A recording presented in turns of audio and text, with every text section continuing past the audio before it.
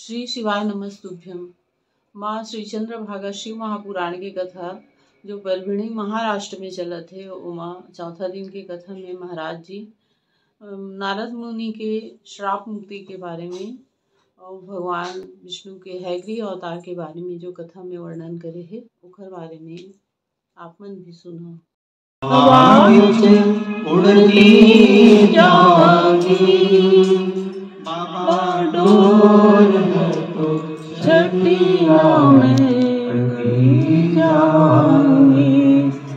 भोले मैं तेरी पतंग, शंभू मैं तेरी पतंग। आज तो देखे के लायक है ना, भीड़ तो आज देखे के लायक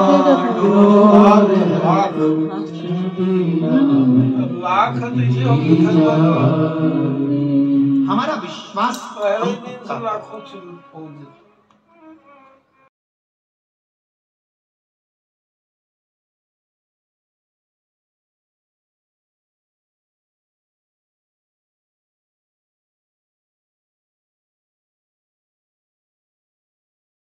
गया तो फिर समझ लो कि ट्रेन छूट गई। ये जिंदगी का काल की कथा पूरी प्रदोष काल में सुन लो।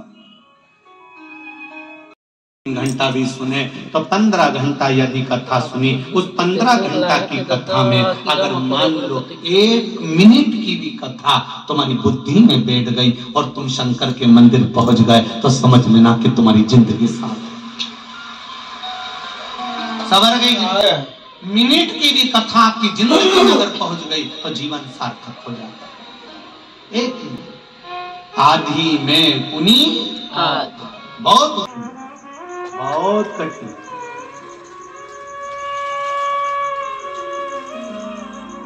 हम अपने आप को बदल ही नहीं पाते। जिस दिन हम अपने आप को बदलना प्रारंभ कर देंगे,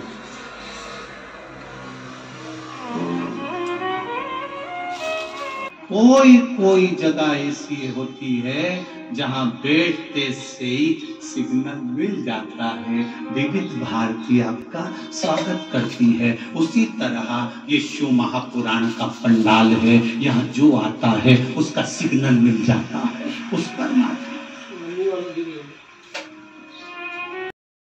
परमात्मा को पाने का तरीका, भगवान को ढूंढने का तरीका, भगवान को पाने का तरीका केवल एक है, और वो शिव महापुराण की कथा। जहां जाकर बैठोगे सिग्नल मिल जाएगा, विश्वास जागृत हो जाएगा। विश्वास जागृत हो गया तो परमात्मा मिल जाएगा। फिर हमें कहीं भटकना नहीं है। फिर हमें ना तो किसी ढोंग में पढ़ना है, ना प्रपंच में पढ़ना है, ना छू मंत्र में जाना है, ना कहीं हमें किसी के पास जाना है। ना बेल की जरूरत पड़ेगी, ना भभूति की जरूरत पड़ेगी, ना तंत्र की जरूरत पड़ेगी, ना मंत्र की जरूरत पड़ेगी। फिर केवल तुम्हारा सिग्नल अगर मिल गया तो जहां बैठोगे वहीं पर बैठे बैठे तुम्हें याद आ जाएगा श्री शिवाय नमस्तुभ्यम। सारी समस्या का हल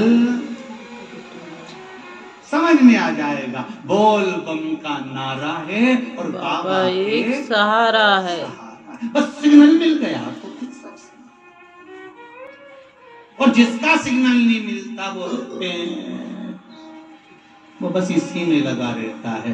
पे का मतलब है घर में, घर दुकान से आएगा घर से आएगा किचकिच करेगा, घर से जाएगा दुकान, नौकर पे किचकिच करेगा। सास घर में बैठी तो वो भी किचकिच कर रही, बहू बैठी तो वो भी किचकिच कर रही। इनका सिग्नल नहीं मिला।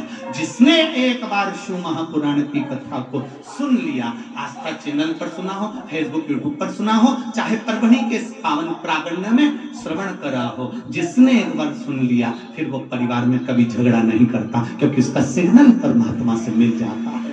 फिर वो नहीं मोहल्ले में, कॉलोनी में, सोसाइटी में झगड़ा करते दिखे, इनको पहचान जाना, इनका सिग्नल नहीं मिला। तुम अपने छत पे से खड़े होकर बोल सकती हो, अरे वो रेडियो झगड़ा करवा दे पे महाराज। सिग्नल नहीं मिला। अगर तू परभणी में एक बार शिव महापुराण की कथा सुन लेता तो फिर तेरा सिग्नल मिल गया होता। कथा नहीं सुना है इसलिए सिग्नल नहीं मिला। का सेल खत्म होए उससे पहले सिग्नल मिला लो रे। तुम्हारा भी सेल खत्म हो। 21,600 श्वास प्रतिदिन मेरा भोलेनाथ तुमको दे रहा है। 3.5 करोड़ रोमचित्र ये मनुष्य के शरीर में है। 21,600 श्वास रोज मेरा बाबा दे रहा है। वो सिग्नल मिलाने को दे रहा है कि मिला लो, मेरा भजन कर लो, कीर्तन कर लो, मंत्र जाप कर लो, स्मरण कर लो, विश्वास को दृढ़ कर लो। निश्चित पक्का होगा, परमात्मा मिलेगा। एक पत्र आया है, पत्र भी छोटा मोटा। क्या करूं मैं राखों के ढेर का, चपटी भभूत में है खजाना कुबेर का। गदार मुक्ति द्वार ओमकार तू, ओमकार तू। आयो शरण तिहारी शंभु तार तार तू।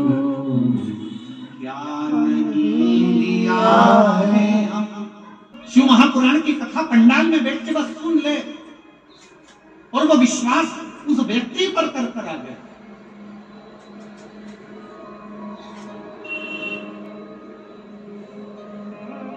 उस व्यक्ति पर विश्वास कर आ गया।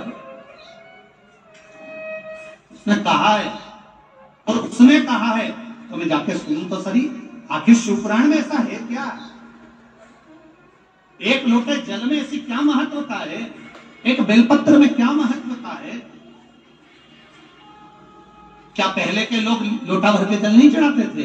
चढ़ाते थे। क्या पहले के लोग बेलपत्री नहीं चढ़ाते थे? चढ़ाते थे। पर आज के लोटा भर के जल चढ़ाने में और पहले के जल चढ़ाने में क्या अंतर है? उसका एक अंतर है, जैसे तुमको मालूम पड़ जाए कि गाजर खाने से आंख की रोशनी बढ़ती है, तो तुम गाजर खाओगे कि नहीं खाओगे? अरे दिन के तो बोलो, खाओगे ना? कोई ने तुमको बताया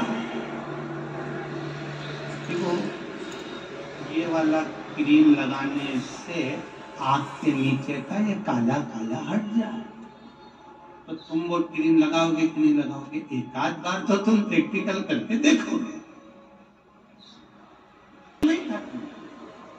अब तुम्हें ये ज्ञात हो गया कि शंकर भगवान का परिवार, हम पहले गणेश जी को अलग ढूंढने जाते थे, कार्तिक को अलग ढूंढने जाते थे, पार्वती जी को अलग ढूंढने जाते थे। अब तुम्हें मालूम पड़ गया कि ये शिवलिंग है, ये पार्वती जी का हस्त कमल है, यहाँ गणेश, यहाँ कार्तिक है, बीच में सुख सुंदरी है, ऊपर जया विषहरा सामरीवारी दौतरी देव विराजमान है। तो तुमने अंदाजा लगा लिया कि शिव का पूरा परिवार है और शंकर औषधि का एक स्वरूप। महामृत्युंजय मंत्र को ओम त्र्यंबकं यजामहे सुगंधिं पुष्टिवर्धनम् उर्वारुकमिव बन्धनान् मृत्योर्मुक्षीयमामृतात्। महामृत्युंजय मंत्र को गुनगुनाते हो। अमृत तत्व शिव का केवल एक गुणगान। शंकर को जिसने पहचान लिया, समझ लो शिव ने उसके जीवन के विष को पी लिया और अमृत मेरे भोलेनाथ ने दे दिया। भगवान शंकर ने विष देवताओं के हाथ से लेकर विष को पी लिया था और देवताओं को अमृत दे दिया था। शिव जी ने कहा था चिंता करने की जरूरत नहीं है, मैं विष पी रहा हूं तुम्हारे हिस्से का, तुमसे लेकर मैं विष पी रहा हूं। जो शंकर जी के मंदिर जाता है, शिव जी को प्रणाम करता है, नमन करता है, शिव उसके विष को, उसके ताप को, उसके कष्ट को मेरा भोलेनाथ पी जाता है और अमृत दे देता है। वो मेरा शिव। एक पत्र है, देखिए, यात्रा चलती है, पैदल चलते हैं हम, हरि विठ्ठल के दरवाजे तक जाते हैं, तो हमारा हरि विठ्ठल भी तो परभणी आकर तैयारी करेगा, वो भी तो आएगा। और कथा का नाम भी मिला तो चंद्रभागा शिव महापुराण की कथा मिली। कम से कम ये हमको ज्ञात तो हुआ कि चंद्रभागा माँ कहाँ से प्रकट हुई है। कैसे प्रकट की है, उसका प्रागट्य क्या है, उसका तत्बल क्या है, उसकी भक्ति क्या है। क्यों वारकरी संप्रदाय के लोग जाकर विट्ठलनाथ का दर्शन करने से पहले चंद्रभागा का स्नान करते हैं और तब चंद्रभागा से पावागढ़ से 3 किलोमीटर संतों ने ली है। और उन संतों को करवाने के लिए अमेरिका की एक स्त्री जिसको कोरोना हो गया था और गर्भ में जो बच्चा था उसको कोरोना हो गया था, और अमेरिका के डॉक्टरों ने कह दिया था ये बच्चा अभी के अभी निकलवा दीजिए, ये बच्चा ठीक नहीं है, अंदर बेकार हो चुका। भारत की एक माता, उसके घर के लोगों ने फोन कर कर बोला कि मोबाइल पर अगर कथा आ रही हो टीवी पर तो सुन ले और बच्चे को भी रहने दे, डॉक्टर बोल रहा है बाद में निकलवा देना, एक बार कथा तो सुन। उस स्त्री ने अमेरिका में बैठकर कथा सुनी। दूसरी बार जांच कराने के लिए हॉस्पिटल में गई तो डॉक्टरों ने कह दिया जो बच्चे की धड़कन चलना बंद हो गई थी वो वापस चलने लगी है। वो नारी, वो स्त्री अमेरिका से खर्चा उठाकर यहाँ पावागढ़ के पास में कथा कराई। ये कथा के तत्व तो देखिए, कथा का तत्व तो देखिए कि शिवपुराण सहज नहीं है साहब, इसको कराने वाला भी सहज नहीं है और इसको सुनने वाला भी सहज नहीं है। आप जितने लोग कथा सुनने बैठे हो, जितने लोग कथा सुनने के लिए आए हो, यहां से जाने के बाद 3 महीने में आपकी झोली देख लेना कि कितनी भरी हुई है। ये वो देखो, ये उसकी करुणा है, वो स्वयं आता है, क्या करता है वो उसके ऊपर। भले भीड़ ज्यादा है, लाखों की संख्या में लोग आए हैं, अपार जन समुदाय यहाँ पहुंचा है, बैठने की जगह भी जितनी मिल रही है, खड़े हैं।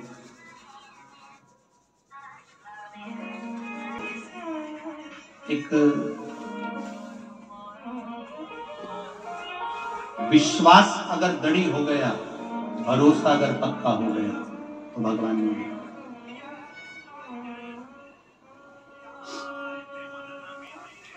शिव मंदिर में जाना, कथा में जाना, भगवान के दरवाजे पर जाना तो ये सोचकर जाना कि यहां मेरा सिग्नल मिल रहा है। सिग्नल मिल रहा है मतलब मैं उसकी दृष्टि में आ गया हूं, मेरा सिग्नल प्राप्त हो गया है। अब मैंने चैनल सेट कर दिया है, अब मैंने ये सुई सेट कर दी कि यहां पर ही इसका सिग्नल मिलेगा। उसी तरह मैंने इस मन को सेट कर दिया है कि अब मैं किसी के चक्कर में नहीं पड़ूंगी, अब मैं पढ़ूंगी तो देवाधिदेव महादेव के चक्कर में पड़ूंगी। उसका चक्कर कितना भारी है जरा विचार करिएगा। जिस समय देवऋषि नारद को श्राप लग गया,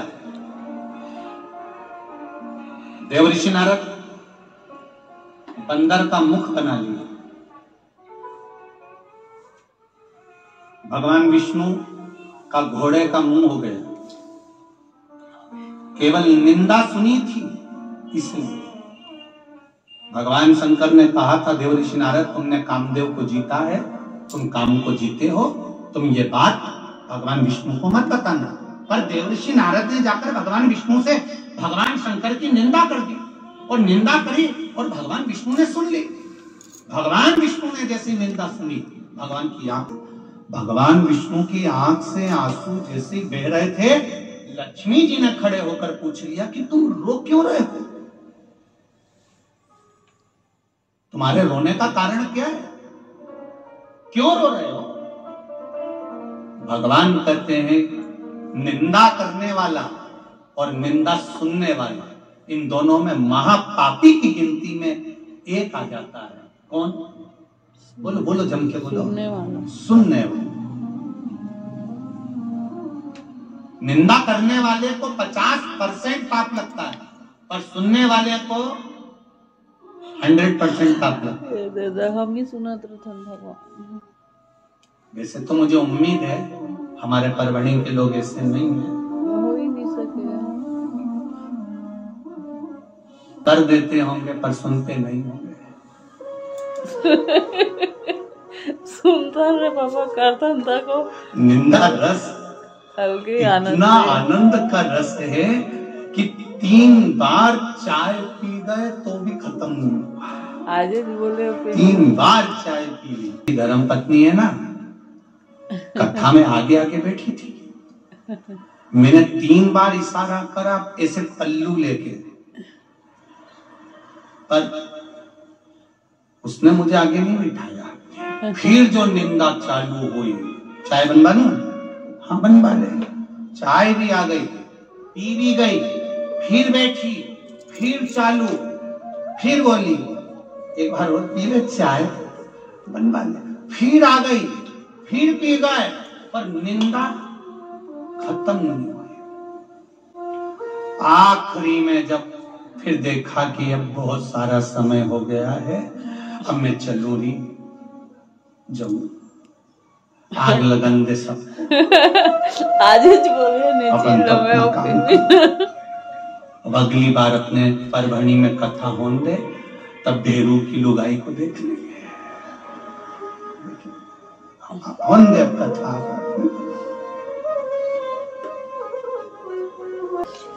अरे भाई,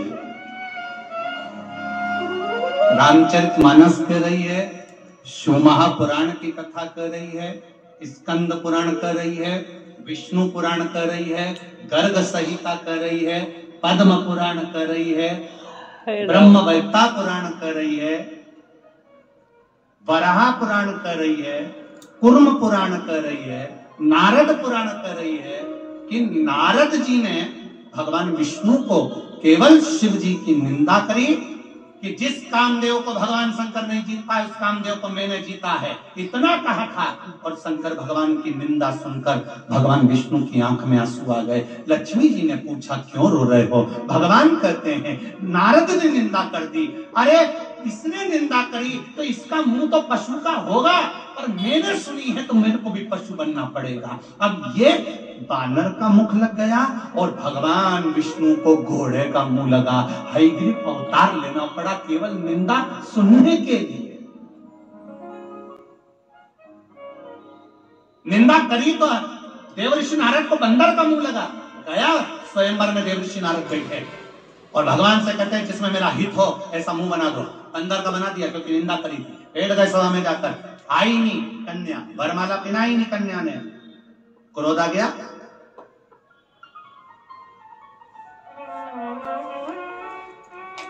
अब कुछ ना कुछ तो लीला करनी पड़ती है। भगवान विष्णु लक्ष्मी जी पे हंस दिए।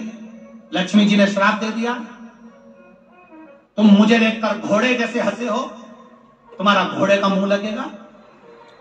वो लगा किस लिए? केवल शंकर की निंदा सुनने की। शिव की निंदा सुन ली थी इसलिए घोड़े का मुंह लग गया। आपसे भी निवेदन है, शिव महापुराण की, शंकर की, शिव कथा की अगर दुनिया में कोई निंदा करे वहां से उठकर चल दो। अगर जवाब देना है तो सही सटीक जवाब दो। कोई फेसबुक पे निंदा करे, मोबाइल पर निंदा करे, इंस्टाग्राम पर निंदा करे, कोई व्हाट्सएप पे निंदा करे, शिव पुराण की निंदा करे, शंकर की निंदा करे, मैं सबकी सुन लूंगी पर मेरे देवाधिदेव महादेव की नहीं सुनूंगी, क्योंकि बहुत सीधा है, वो भोला है, सहज है। घर में कोई बहू ऐसी होती है जो सरल होती है, सहज होती है, एकदम आनंद में रहती है, उसे कोई मतलब नहीं। हो रहा है ना, ठीक है, सास ने अच्छी साड़ी बड़ी बहू को दे दी, कोई बात नहीं, उससे अच्छी उसको दे दी, कोई बात नहीं, तेरे लिए ऐसी ला दी, कोई बात नहीं, साड़ी तो है ना। साड़ी से मेरी शोभा नहीं है, मेरे मांग के सिंदूर से शोभा है। मेरी शोभा मेरे मांग के सिंदूर से। साड़ी की कीमत ऊंची नीची हो सकती है, मंगलसूत्र की कीमत ऊंची नीची हो सकती है। किसी के गले में मंगलसूत्र होगा तो 5,000 का होगा, किसी के गले में 10,000 का होगा, किसी के गले में 50,000 का होगा, किसी के गले में 500 का होगा, किसी के गले में 700 का होगा। कुंडल की कीमत ऊंची नीची हो सकती है, अंगूठी की कीमत ऊंची नीची हो सकती है, चूड़े की कीमत ऊंची नीची हो सकती है, पांव की बिछुड़ी की कीमत ऊंची नीची हो सकती है। 16 श्रृंगार में जितना श्रृंगार होता है, सारे श्रृंगार की कीमत हर नारी के तन पर जो श्रृंगार पड़ा हुआ है, साड़ी पड़ी है, गजरा लगा, काजल लगा, जो भी उसने धारण करा, उसकी कीमत ऊंची नीची हो सकती है। केवल नारी के 16 श्रृंगार में एक श्रृंगार ऐसा होता है जिसकी कीमत कभी ऊंची नीची नहीं होती, वो मांग का सिंदूर होता है, उसकी कीमत एक रहेगी। जो कीमत मांग के सिंदूर की है वही की वही मिलेगी, वही की वही। चूड़े की कीमत से बढ़ जाएगी, साड़ी की कीमत ऊंची नीची हो जाएगी, पर मांग के सिंदूर की कीमत एक ही रहती है। जो एक नारी के सिर पर है वो दूसरी नारी के सिर पर है। उस सिंदूर के आगे दुनिया की कोई कीमत नहीं है। सारी कीमत ठीक है, सारी कीमत ठीक ही है उस सिंदूर की आगे।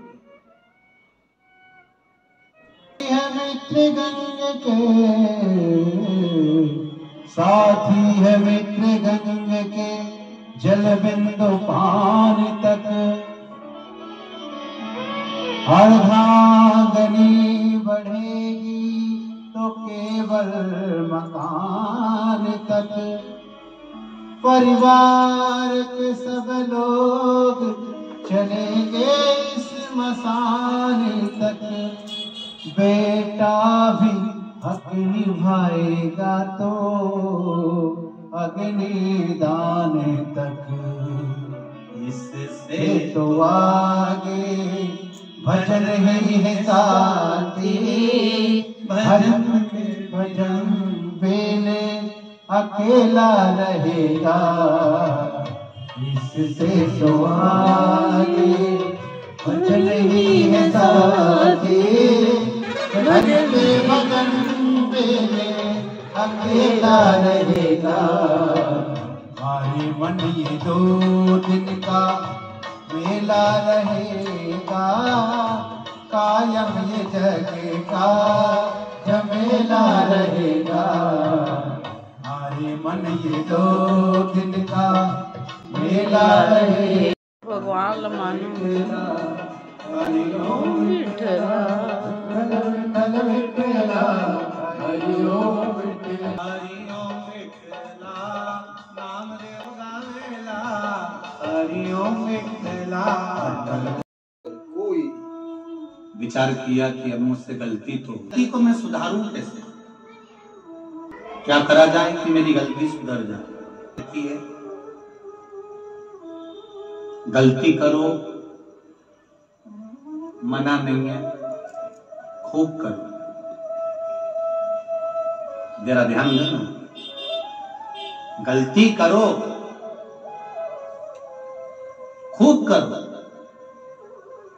पर एक बार जो गलती कर दो उसको दोबारा मत करो, मत करो। का पुतला है मानव शरीर, ये जो मिला शरीर है ना, ये गलती का पुतला है। ये कहीं ये मत सोचना कि अपन भगवान बन गए या अपन भगवान हो गए। ना ना ना ना ना, कभी जिंदगी में भगवान बनने का सोचना भी नहीं। सही मनुष्य ही हम बन जाएं, ये बहुत बड़ी बात है।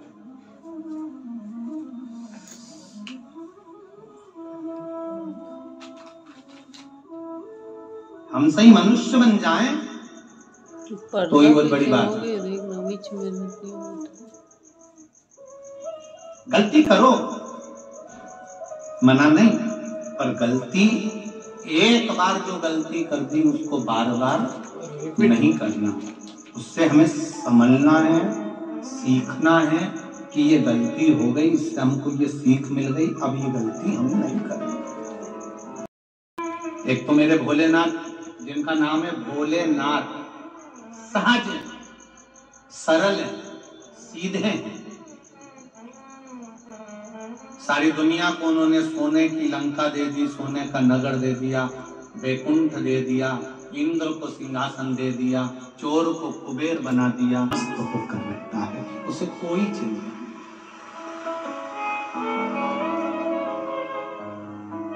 कर रही है। भगवान शंकर की कथा कर, शिव तत्व कर। देवऋषि नारद की आंख में आंसू आ गए। भगवान विष्णु से पूछा कि अब मेरा उद्धार कैसे होगा। जितने लोगों ने चंद्रभागा नदी का दर्शन किया है, अब ये नारद जी का चरित्र सुनना कि नारद जी पूछ रहे हैं कि मैं किस नदी के तट पर जाऊं, किस पवित्र नदी के तट पर पहुंच जाऊं। देवर्षि नारद कर रहे हैं जिससे मेरे जन्म मरण का चक्कर छूट जाए और मेरा अहंकार समाप्त हो जाए और मैं निंदा करना छोड़ दूं, अपशब्द कहना छोड़ दूं, मेरी चित्त वृत्ति भटकना बंद हो जाए और मेरा शिव जी के चरणों में चित्त लग जाए। मैं कौन सी नदी के पास में जाऊं, किस घाट पर, किस तट पर जाऊं, किस तट पर जाकर मैं आराधना करूं।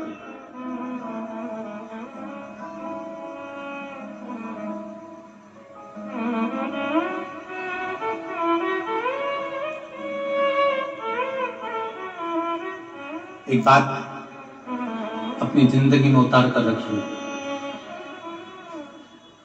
हम रोज गंगा नहाने के लिए हरिद्वार प्रयागराज नहीं जा सकते। हम रोज गंगा यमुना सरस्वती का स्नान करने के लिए प्रयागराज नहीं जा सकते, त्रिवेणी स्नान के लिए।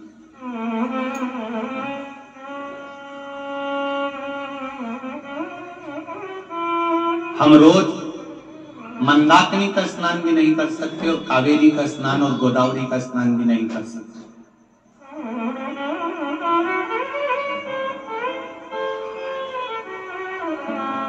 कुमरुका जी ने चंचुला देवी से कहा, वो कौन सा स्थान है जहां पर संपूर्ण विश्व की पवित्र नदियां एक साथ विराजमान होती है, 33 कोटि देवी देवता एक साथ विराजमान होते हैं। ऐसी पवित्र भूमि का स्थान हमको बताया जाए।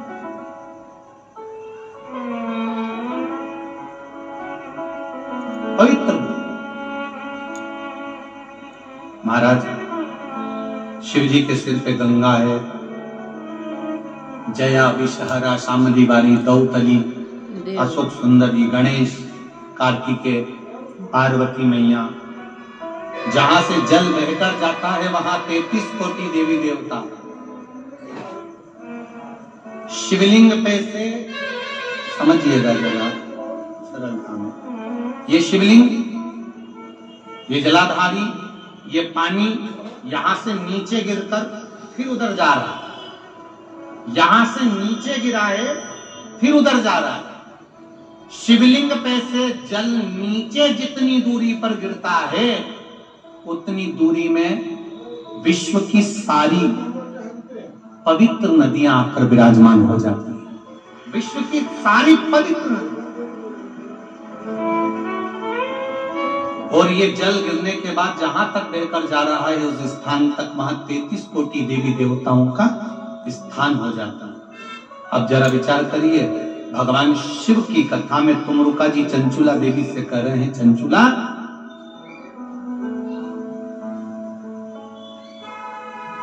जो एक बार भी देवाधिदेव महादेव के शिवालय में या मंदिर नहीं कहा,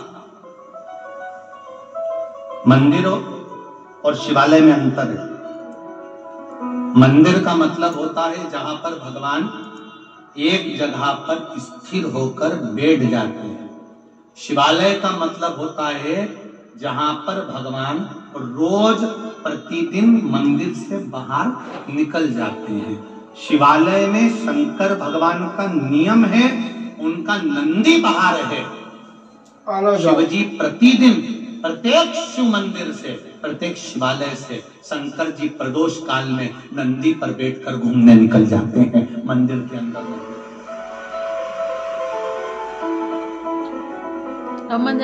किसी ने कहा गुरु जी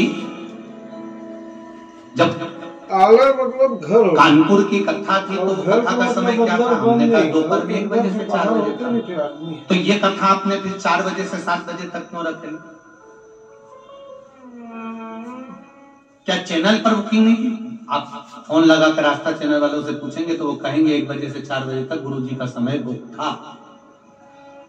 पर माघ का महीना, संक्रांति का पर्व, तो मन में आया कि प्रदोष काल में कथा कभी नहीं करी, एक बार माघ महीने में जो प्रदोष काल की कथा आनंद। अच्छा, प्रदोष मन भी थोड़ा पुण्य कमा ले। जय भोलेनाथ। उसका कारण क्या है?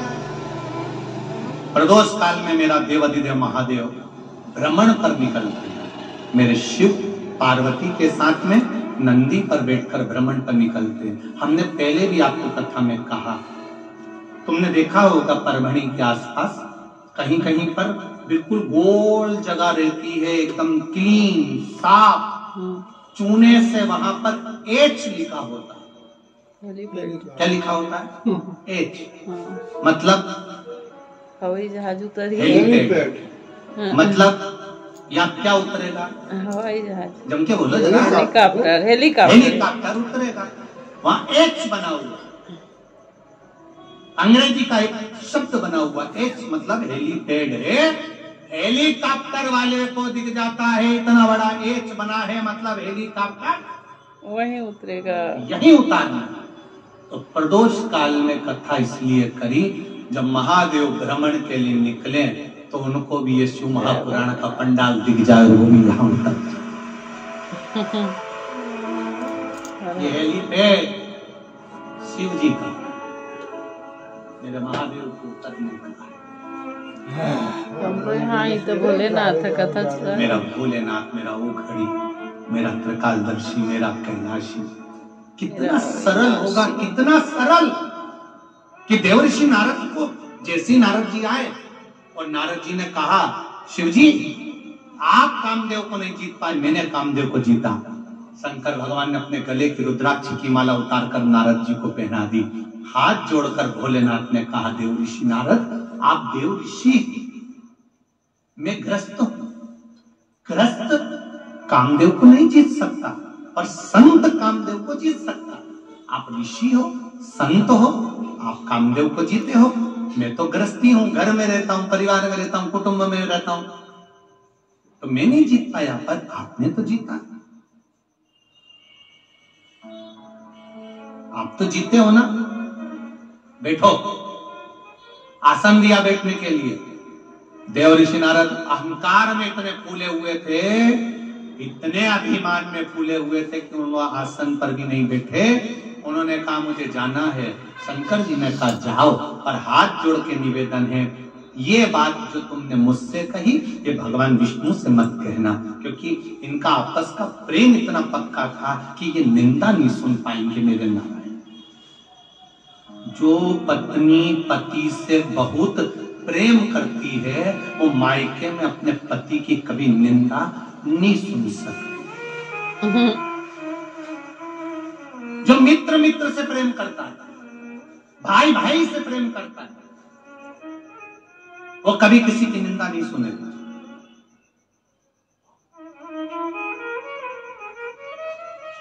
चाहे कोई कितना स्लो पाइजन दे, नहीं सुनेगा।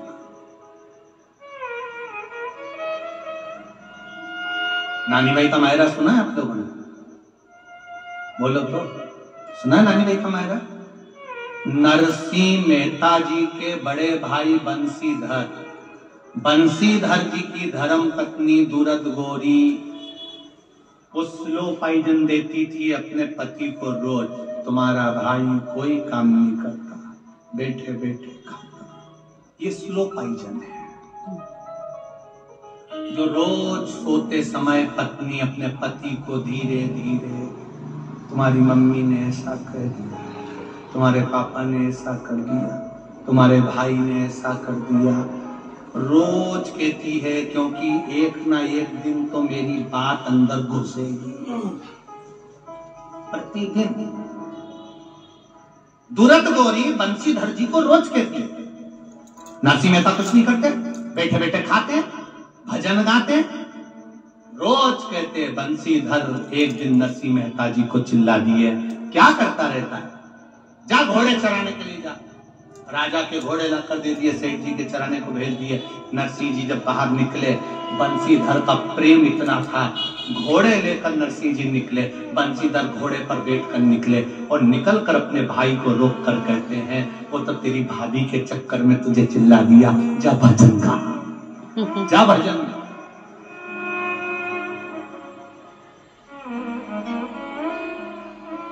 भाभी अपने घर का नल छोड़कर, अपने घर का कुआं छोड़कर, अपने घर की हापसी छोड़कर, हैंडपंप छोड़कर अपने घर का, भाभी इतनी चतुर थी, मंदिर पानी भरने गई, अपने घर का कुआं छोड़ गई, अपने घर का हैंडपंप हापसी छोड़ गई, नल छोड़ गई, ट्यूबवेल छोड़ गई, मां गई पानी भरने।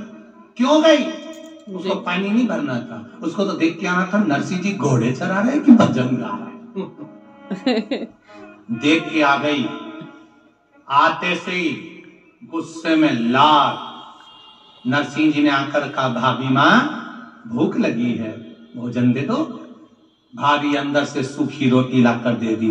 भाभी मां ये तो सूखी है, कुछ तो दो, कैसे खाऊंगा? भाभी ने बाटकी में पानी दे दिया। पानी में डुबक डुबक कर नरसिंह जी रोटी खा रहे थे। इतनी देर में बंसीधर आ गए। भाभी ने इतना पल्लू लेकर रोते रोते कहा, नरसिंह रूखी रोटी क्यों खा रहा नरसिंह? घर में इतनी रोटी पड़ी है, तू कड़ली क्यों खा रहा नरसिंह? बंसीधर जी आते से पूछे, क्या हो गया? कुछ नहीं भैया, तू कड़ली रोटी क्यों खा रहा है? कुछ नहीं भैया। दुरद गोरी बोली, मैंने तो ताजी दी थी, यही कड़ली रोटी खा रहा। बंसीधर ने हाथ पकड़ा, चल मेरे साथ भोजन करने। भोजन करने बिठाया। भोजन करने बिठाया तो तुरत गोरी इतनी चतुर थी, उसने नरसिंह जी की थाली में वही सूखी रोटी रख दी। भाई इतना चतुर था, उसने कह दिया, आज हम दोनों भाइयों ने कसम खा ली, एक ही थाली में रोटी खाएंगे। भाई भी चतुर था, एक ही थाली में रोटी खाने बैठे।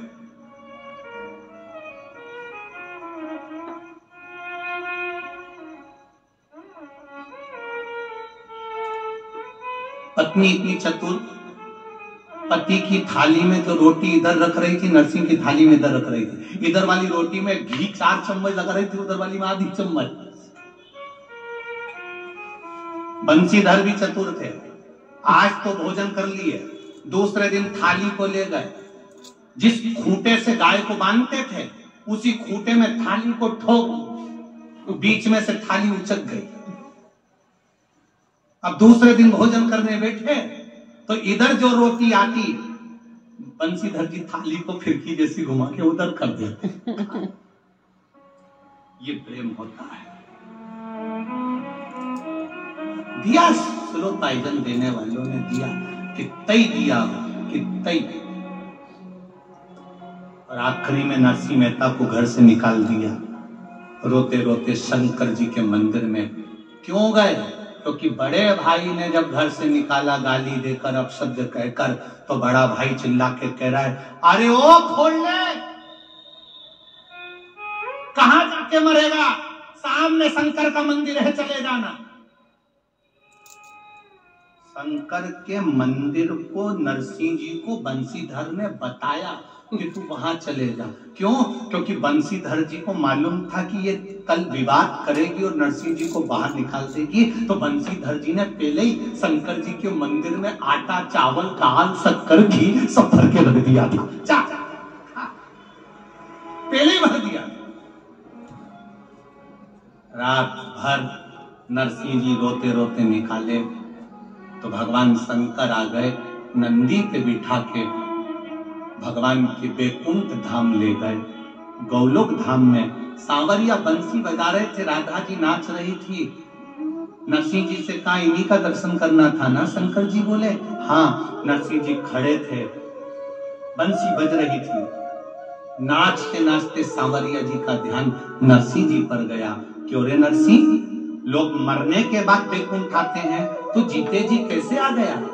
तुझे कौन लेकर आया? नरसिंह जी बोले, जो लाया था वो बाहर खड़ा है, वो अंदर नहीं आया। हाँ। जो सांवरिया सेठ ने शंकर जी को देखा, देखकर हाथ जोड़ लिए, धन्य है प्रभु, धन्य है। गजब। और जिंदागिरी इसका थे ना स्वर्ग नरसिंह ये स्लो पाइजन वाले स्लो पाइजन कहा आसन दिया भगवान शंकर ने, मायरा भर थे तेरा। तुम बोलना मती, भगवान विष्णु को बताना मती, क्योंकि वो मुझसे बहुत प्रेम करते हैं। मुझसे प्रेम करने वाला कभी मेरी निंदा नहीं सुनेगा। शंकर को जल चढ़ाने वाला, एक लोटा पानी चढ़ाने वाला, श्री शिवाय नमस्तुभ्यम का जाप करने वाला, पंचाक्षर मंत्र नमः शिवाय बोलने वाला, षडाक्षर मंत्र ओम नमः शिवाय बोलने वाला, श्री हरि विठ्ठल का नाम लेने वाला कभी शंकर की निंदा नहीं करेगा, क्योंकि विठ्ठल के सिर पर शिवलिंग है, वो कभी निंदा नहीं। जिसने विठ्ठल बोला समझ लो वो शिव की आराधना कर रहा है, जिसने शिव बोला समझ लो विठ्ठल की आराधना कर रहा है। मस्तक पर शिव है।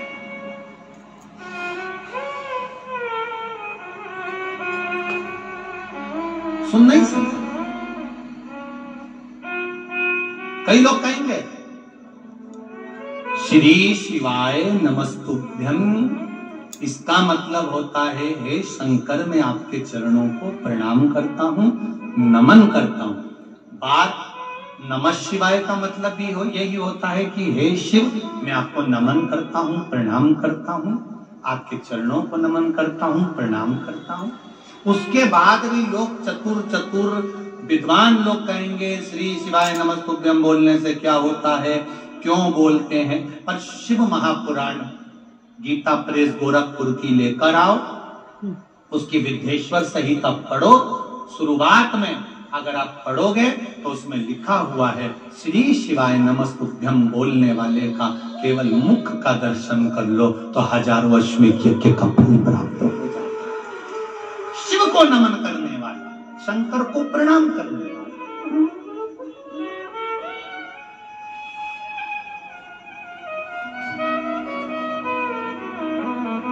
कभी खाली नहीं रह सकते। उसका एक पत्र आया, देखिए शंकर का चरित्र देख ही लेते, शिव तत्व सुन ही लेते। नियम बना,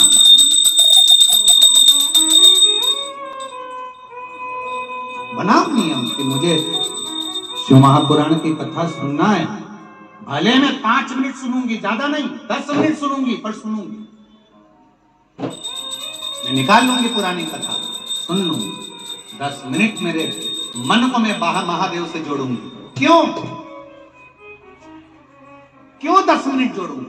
किस लिए?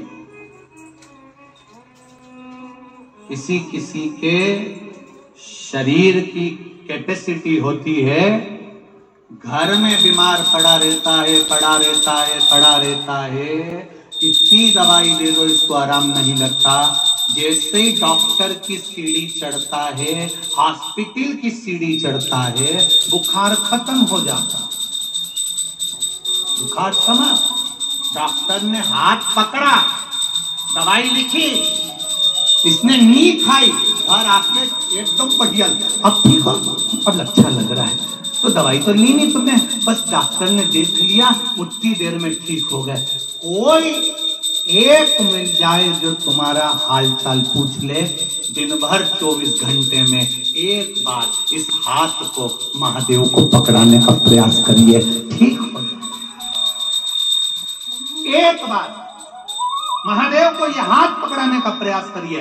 हाथ पकड़ाना मतलब एक लोटे में जल लेकर गए, महादेव को चढ़ाया, ये हाथ तुमने महादेव को दे दिया, महादेव ने तुम्हारा हाथ पकड़ लिया।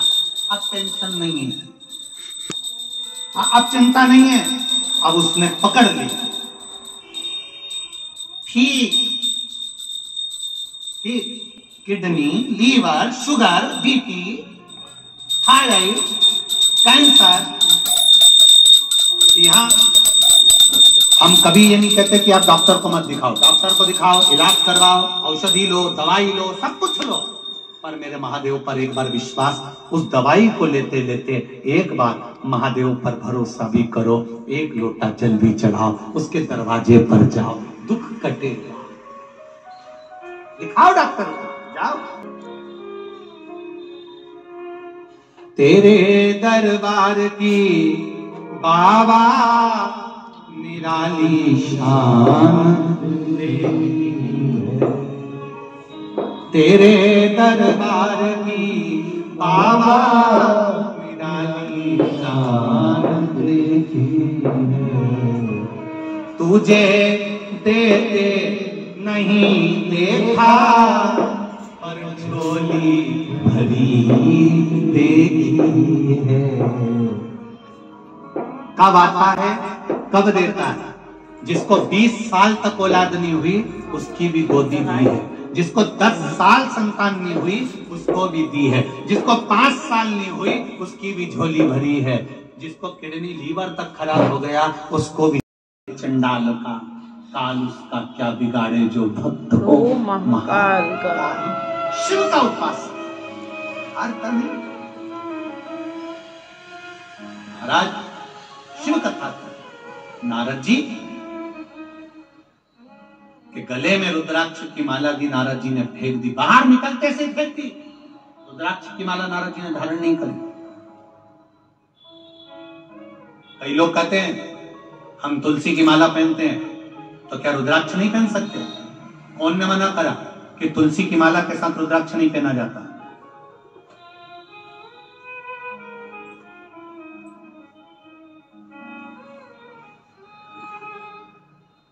कई लोग कहते हैं हम तुलसी की माला पहनते रुद्राक्ष नहीं पहनते। कौन ने मना करा? किस पुराण में लिखा है कि तुलसी को माला पहनने वाले को रुद्राक्ष की माला नहीं पहनना चाहिए? कौन सी पुराण में लिखा है? कौन सा शास्त्र में लिखा है? कौन से वेद में लिखा है? कहां लिखा है कि तुलसी की माला पहनो तो रुद्राक्ष की माला मत पहनो? पहनो।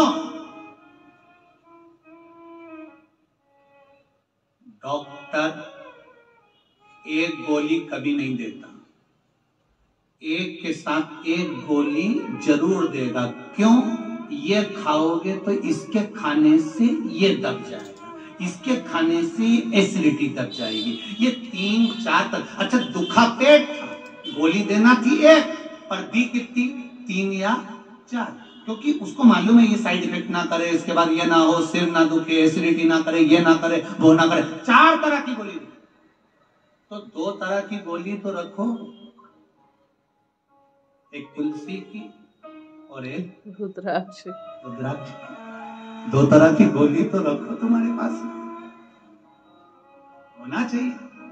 दिन डूब गए वहां लाइट समय प्रभु आना पड़ेगा, जरा बोलो जरा। अंत समय प्रभु आना पड़ेगा, वचन दिया वो निभाना पड़ेगा। आए ना आए प्रभु कुटुंब कबीला, अंत समय प्रभु आना पड़ेगा, वचन दिया वो निभाना पड़ेगा। अंत समय में आना, जो वादा किया है, वचन दिया है, गीता में जो तुमने कहा कोई नहीं आएगा तब मैं आऊंगा, मां के स्तनों में दूध मैंने दिया है, अग्नि भी कोई नहीं देगा तो आग भी मैं लगाऊंगा। सिद्ध कर दिया कोरोना महामारी में भगवान कृष्ण ने अपने वचन को। परिवार के बेटों ने आग नहीं लगाया, हॉस्पिटल से कर्मचारी गए, जिनको लोग नौकर कहते थे, स्वीपर कहते थे, जिनको लोग नफरत करते थे, वो नफरत करने वालों ने जाकर, जिनसे लोग बचकर चलते थे, उन्होंने जाकर आग लगाई है।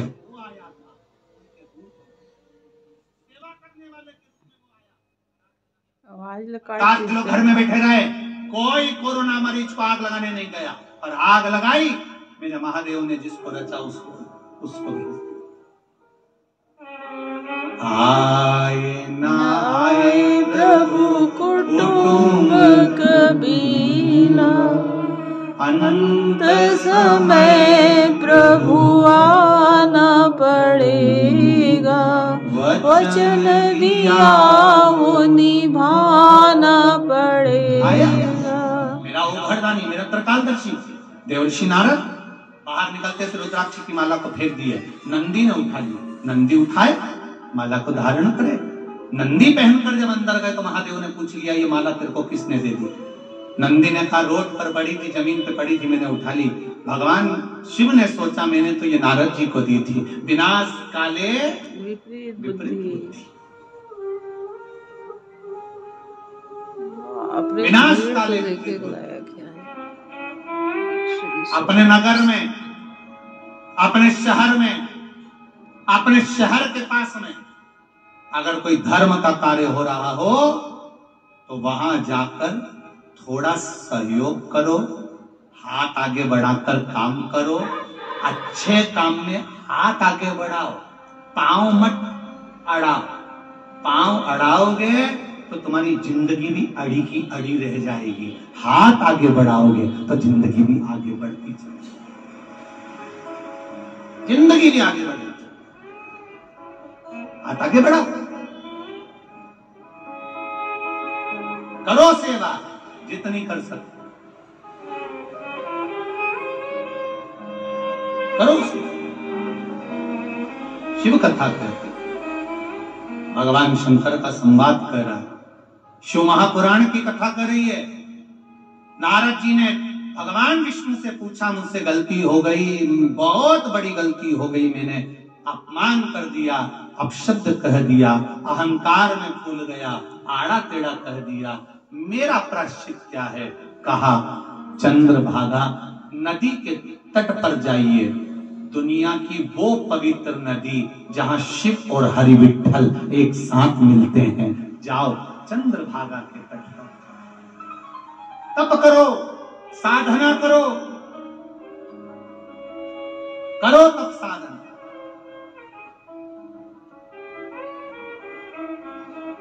चंद्रभागा के तट पर देव ऋषि नारद पहुंच गए। चंद्रभागा मां के तट पर जब देव ऋषि नारद पहुंचे, तप में ऐसे लीन हुए, ऐसे लीन हुए, ऐसे लीन हुए, शंकर भगवान का गुणगान करते रहे। श्री नमस्तु श्री नमस्तु श्री नमस्तु श्री शिवाय नमस्तु श्री शिवाय नमस्तु। भगवान देवादिदेव महादेव सामने प्रकट हुए। नारद, क्या चाहिए तुमको? देव ऋषि नारद, क्या दिया जाए तुमको? बोलो। देव ऋषि नारद ने कहा, प्रभु कुछ नहीं चाहिए, केवल क्षमा कर दो मेरा अहंकार, मेरा अभिमान, आपके लिए अपशब्द निकाल दिया था, इस अहंकार को समाप्त कर दो, अभिमान को समाप्त कर दो, मेरा अभिमान समाप्त, मेरा अहंकार समाप्त। महाराज,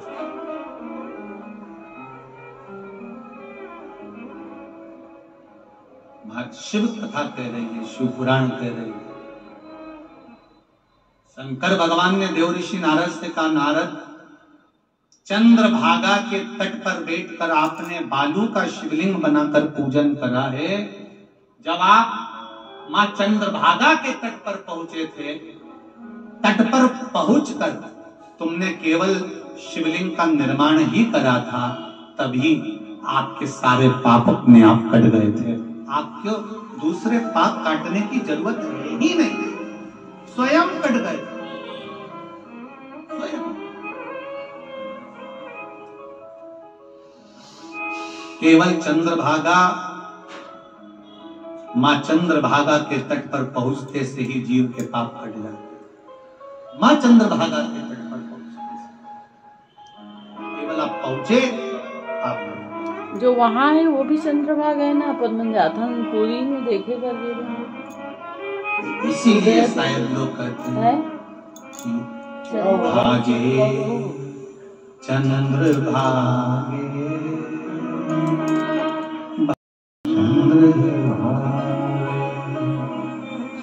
भागे चंद्र भागे,